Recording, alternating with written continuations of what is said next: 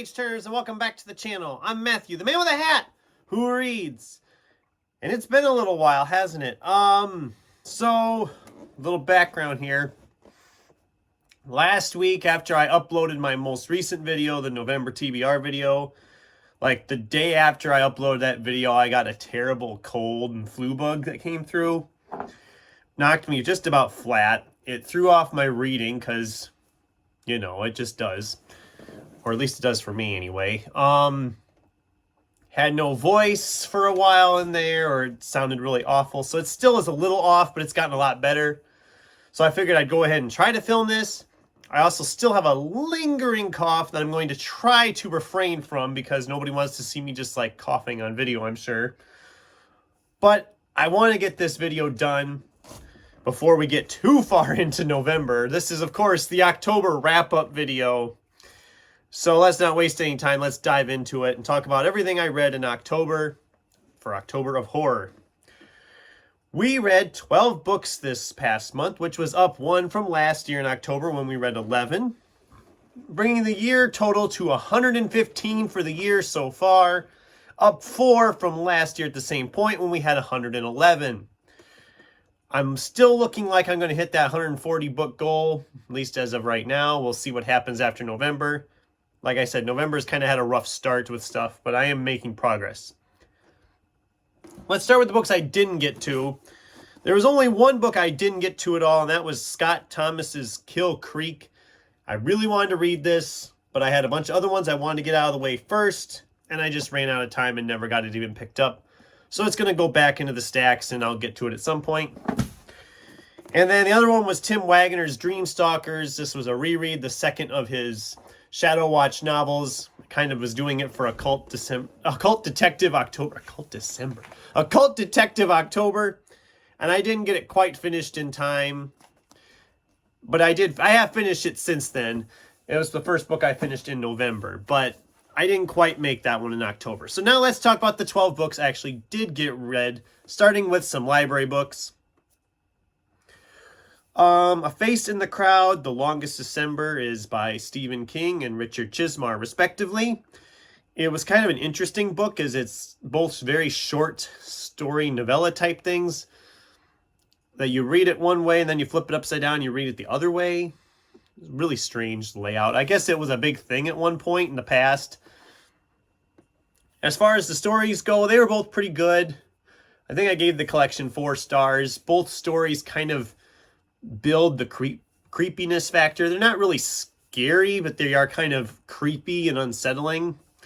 A Face in the Crowd is about an older man whose wife has passed. He sits at home and is watching baseball on TV, and he starts seeing people in the crowds of these games that he knows are dead, that he's known them in the past and they're dead, including eventually seeing his wife and others. And then they're calling him on the phone while he's watching them on the game. It's really strange and kind of creepy, but it was a nice little story. I kind of enjoyed it. And The Longest December is about that they find out this neighbor they've had for years, who's actually their son's godfather, is actually a serial killer. You know, and what do you do with that information? So both stories were pretty good. I enjoyed both of them. It's a neat little collection you should definitely check out. The other book from the library I read was Alex North's The Shadows, and I'm going to preface everything by saying my October of Horror was actually, for the most part, kind of disappointing. When I break down into some of these, you'll find out why. But I did not like The Shadows at all. I just felt very... I don't even know what the word is I'm looking for. And the author seemed very pretentious in like thinking it was very much more original than it really was. There's a twist that happens towards like the 30-quarter mark, and it was written in the way that the author's like, you guys did not see this coming. Nobody's ever done this, but it really wasn't that unique of a premise. The twist was just like, oh, well, we haven't seen that done before. At least it was to me anyway. I don't know. I'd read him before when I read The Whisper Man a few years ago, and I thought he was okay, so I was going to try him again. I will not pick up another book by Alex North. I'm sorry. If you're a fan, great. It did not work for me. It just kind of annoyed me more than anything. So let's get into the stuff of my own that I read.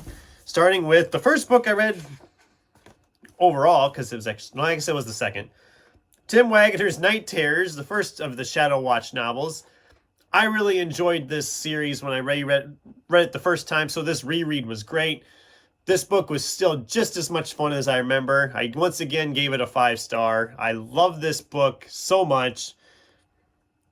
And if you don't like creepy clowns, I know you're not going to like it. It covers a little bit much, I'm sure, for that. But I love this book and its sequel. The sequel's not as good as the first one. And I wish we would have got more, but it is what it is. So this one was not in the TBR originally, but I found it after I did the TBR video. I had forgotten I was going to read it. That was Cassandra Caw's Nothing But Blackened Teeth. This was a haunted house type novel.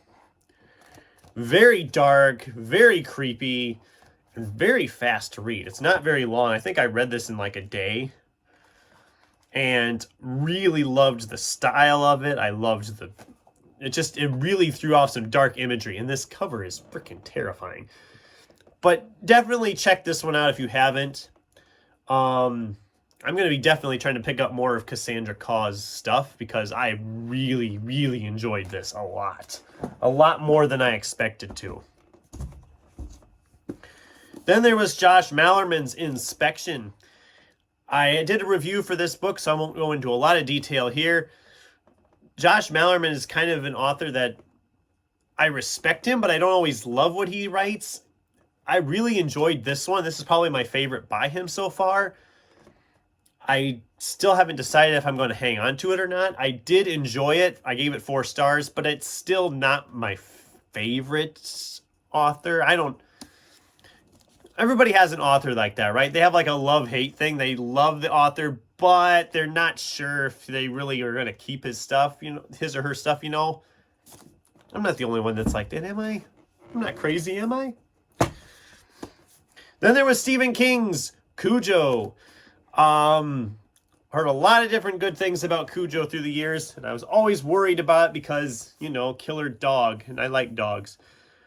And it is that, but it has so much more character development and character building than I expected it to have. It's much more about the human characters and not just a schlocky horror slaughterfest. I mean, it is that, but it doesn't get to that like from page 1.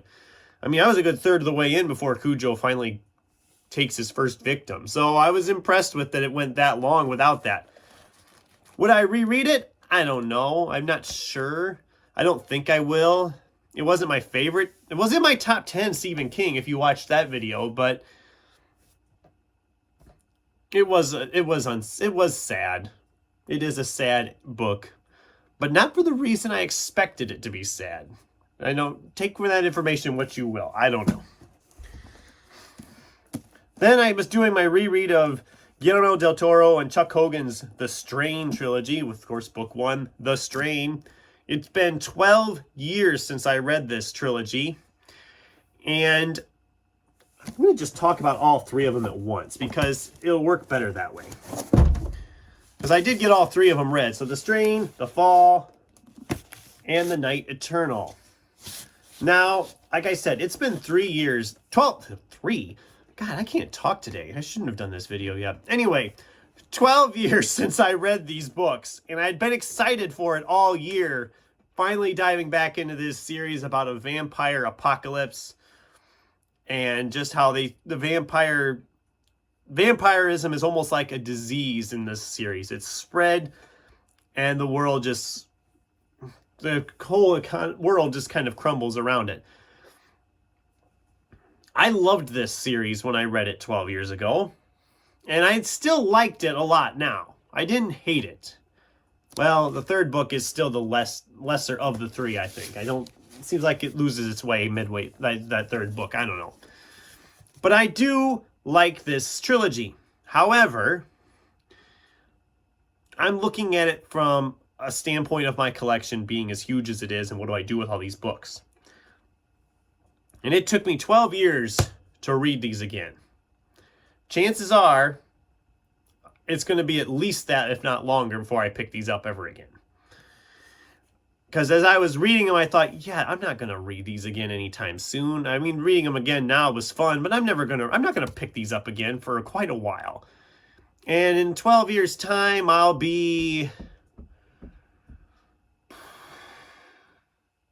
in my mid-40s. And I don't see myself reading these again. I liked them. I don't see myself reading this series again. I think I gave them 4, 5, and 3 stars, I think is how I rated them. They're good. If you're a big vampire person, you should read them. Because I will recommend them. I do love the series, especially the first 2 books because of the setup and everything. But I don't know. I don't think I'll pick them up again. So we're going completely out of order now on this, on what I read. So then there was Caton Awards Sundial. And here's where I'm going to probably irk some people, because I did not care for this one either. I liked the prose. I liked the setup. I liked a lot of the things going on. But I did not love this book. It wasn't for me. That's all I'm going to say. I'm not saying I hate the book. It wasn't for me. I gave it 3 stars because I just couldn't click with it. It wasn't clicking with me. And I did get through the whole thing, but I wasn't vibing with it. And that's fine. Not every book is for me. I do want to maybe try some more Caton Awards someday, because I love this cover. And I liked the concept. It just didn't seem to work for me. Sorry, Sin. I know she's one of your favorites. I'm sorry. Then there was Richard Kadri's Butcher Bird. This also was not in the TBR, but this is one of his first novels. I'm a huge fan of his Sandman Slim series. I did a review for this book too, so I'm not going to go too much into it. I really enjoyed this book a lot. Not as much as the other series, but I did love it a lot anyway.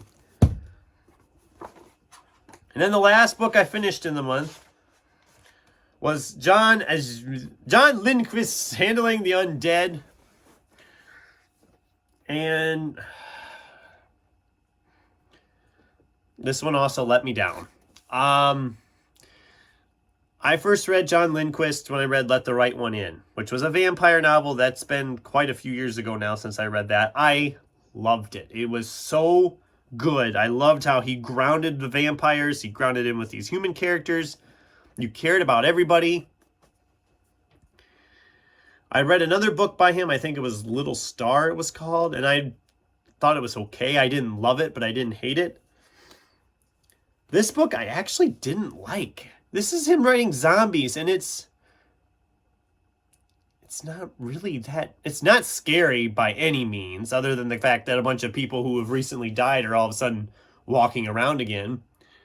But there's none of the typical zombie things like brains or anything like that. It's much more about the human characters and how they're dealing with this whole thing. About where do you go with a bunch of corpses that are walking around. And there wasn't really a clear resolution. It doesn't really resolve anything. It just kind of ends, and you're just like, okay, so that's it? We have these corpses walking around, and we're just going to end? Okay, all right. So yeah, I didn't love it. I did not love it. I was very disappointed, actually. I was like, darn, I was excited for that one because... like I said, loved Let the Right One In. Was really hoping for something closer to that, and I didn't get it for this book. So that was my month of reading in October of Horror 2023. I've had better October of Horrors, but that's just the way it worked out this year. I'm already looking at next year's list, of course, because you got to work ahead. And yeah. Okay, awkward cut for a cough. So yeah, I'm going to be getting back into the swing of things here, hopefully. I'm hoping to get a video out next week, a review video, hopefully, for a book I just finished here the other day. And then hopefully a week from now, I'll be getting out my September and October book haul. There are 23 books I have for that book haul, plus some other bookish items that I can't wait to talk about. As you all know, if you know the channel at all and you know me at all, you know I love doing book haul videos. And I can't wait for this book haul because it is an impressive one if I do say so myself. So, that's the video for today. What did you guys think? Did you read any of these? Did you like any of these? What was your top book of October of Horror? Which reminds me, my top book of October of Horror was probably Kujo. If I had to pick one out of the top, it'd probably be Kujo. That or maybe Butcher Bird. It would be one of those two. I'm giving the edge to Kujo because it was probably the closest to scary that I read this month, outside of the rereads. But yeah, that was my book of the month. I'd love to hear from you guys in the comments down below. Thanks for watching, and until next time, keep turning pages.